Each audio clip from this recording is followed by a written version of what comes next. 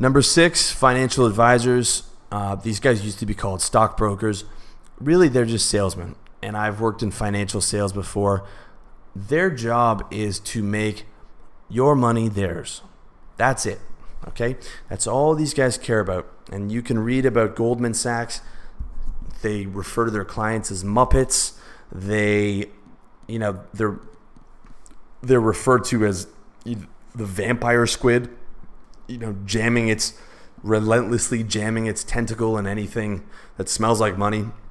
There's a great quote from Matt Taibbi of Rolling Stone on how these guys operate, and it's true. This is how it actually is. And I worked in financial sales, and I was shocked after I got out of trading. I was a corporate currency broker, and I was shocked at the way that guys treated their clients, and they would be laughing about how stupid their client was, and that they took 3 to 4% on the deal, and they would post the numbers up on the board, and everyone would cheer. Like it was madness to me. Their interests are not only not aligned with yours, they are directly against your interests. Okay, because they're just trying to take as much off the transaction as possible. If they make you money, terrific. That's just an added bonus because that keeps you with them longer. But at the end of the day, their job is just to keep as much of your money as possible and to get as much in commissions from you as possible. Okay? Understand that, and understand that these guys are salesmen, and whatever comes out of their fucking mouths is just to keep your money. Understand that, on a granular level. Number 7, you lack skill. The best investors of the 20th century, Warren Buffett and George Soros, have only averaged a 20% rate of return per year. 20%, guys. I mean, that is not a whole lot when you think about it. Now, if you are an investor with George Soros and you put $10 million into his fund 30 years ago, yeah, 20% is going to have made you a fucking fortune. But for you, the average guy with $5,000, maybe $7,000 that you're trying to play with, 20% is not a whole lot. I mean, you'll be comfortable in your 50s, that's for sure, but as a 20-year-old guy or a 30-year-old guy, it's not going to get you rich, and it's anytime soon. And you are not going to do 20%. Okay? These are the best in the world, the smartest, best minds in the world. To think that you can do better than that, or to even match that over a 30 or 40-year period, is just not going to happen, guys. Stock picking is gambling, and you are playing against the best in the world. And if you're actively trading, you're most likely going to lose money. And, if you're passively investing 8%, if you do 8% in the next 20, 30 years, you've done fantastic. Okay? So you lack skill. To get even what the modest returns that these guys get is probably not going to be possible for you. And that's just the reality of it. And I don't care how smart you are. Okay? When you really delve into the market, it will humble you. For the first year of trading, I just got my ass handed to me every single day. I came in thinking I was a smart guy, and I left realizing I don't know a fucking thing about where the market's going to go. And really the way that I made money was just punching out of my losers faster than most people and holding on to my winners longer. But, I could predict maybe where the market was going for the next 10 seconds, 50% of the time.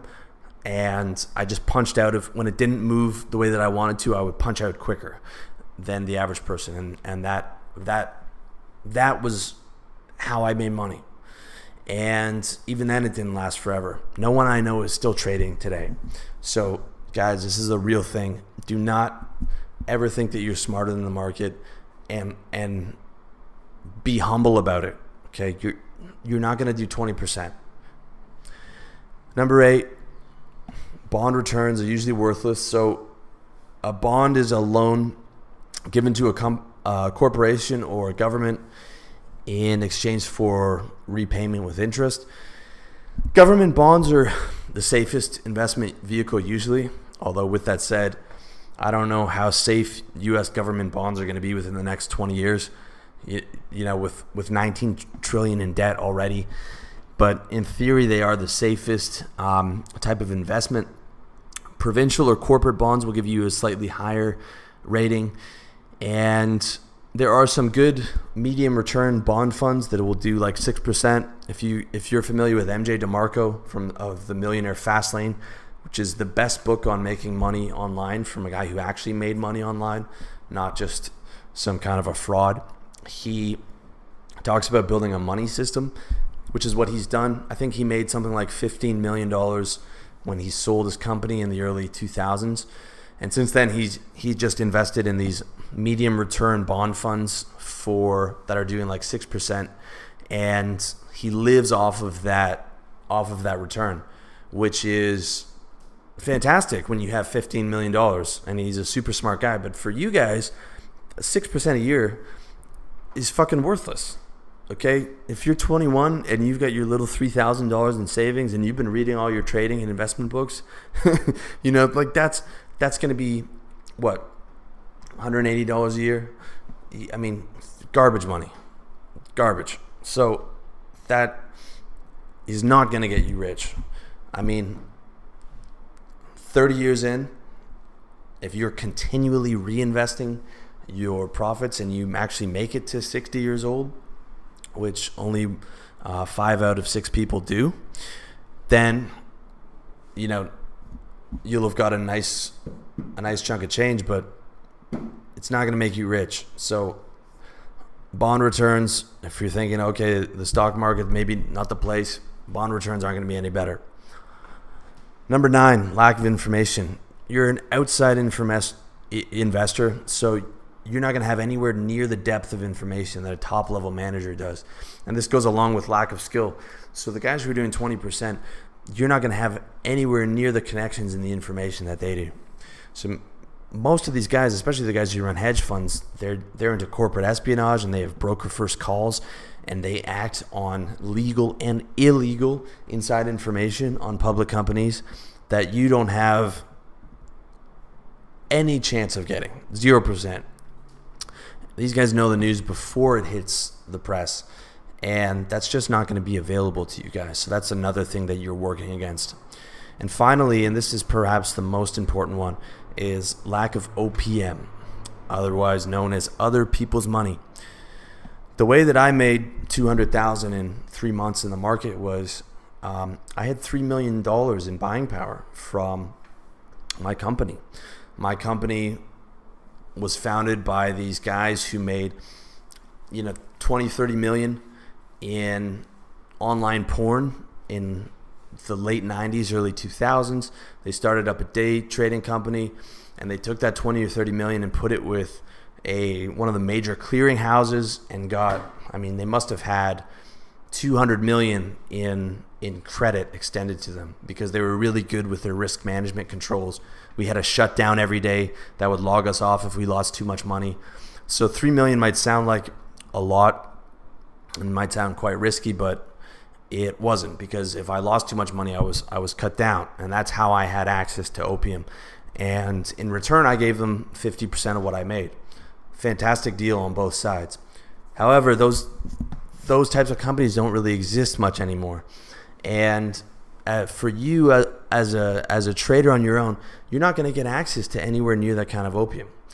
And when you look at Warren Buffett and you look at George Soros, yes, those guys are fantastic investors and they did 20% a year, but they would not be billionaires if they didn't have investment, okay? Their 20% return is a product. Think of it that way. And their product is, I return 12% better than the market does. And for someone with 10, 20, 30, $50 million, that is incredibly valuable products. And they will dump a large chunk of their money in to invest with one of these guys. So they're able to, their return is their calling card, is their way to get that investment. But you're not going to have any way of getting other people's money. You'll be able to get a small amount of money from your online brokerage house, like E-Trade or whatever, but that's not going to make you rich, okay?